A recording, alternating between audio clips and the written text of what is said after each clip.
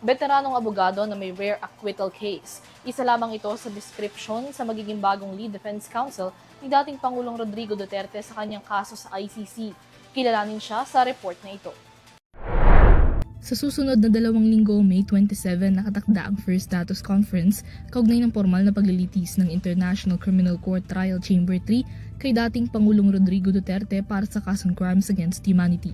Ang First Status Conference ay ang procedural hearing na ginagawa ng trial chamber upang i-establish ang pundasyon ng magiging criminal trial, gayon din ang pagtatakda ng trial date para sa kaso. Sa darating na status conference, bagong lead defense counsel na ang kakatawan kay Duterte. Ito ay makarahang aprubahan ng Trial Chamber 3 ang withdrawal request ni Attorney Nicholas Kaufman mula sa defense team ni Duterte, alinsunod na rin sa planong reorganization ng akusado bilang paghahanda sa kanyang paglilitis. Sa unredacted version ng May 8 withdrawal request ni Kaufman, pinangalanan niya ang British barrister na si Peter Haines bilang bagong counsel ni Duterte. Kinilala ni Kaufman ang anyay malawak na karansan ni Haines bilang ICC lawyer at kumpiyansang may pagpapatuloy nito ang pagrepresenta kay Duterte.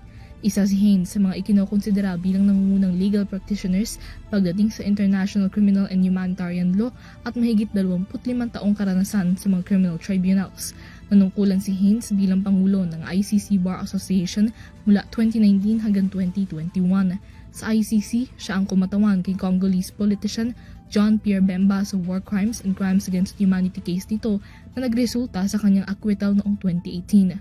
Noong 2024, inappoint si Haines bilang abogado ni Ugandan militant and warlord Joseph Kony sa kauna-unahang in absentia confirmation hearings ng ICC.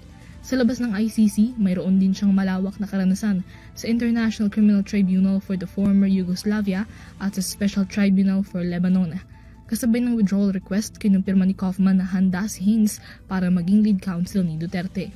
Para sa EuroTV News, Mila Yagin, sumasaludo sa bawat Pilipino.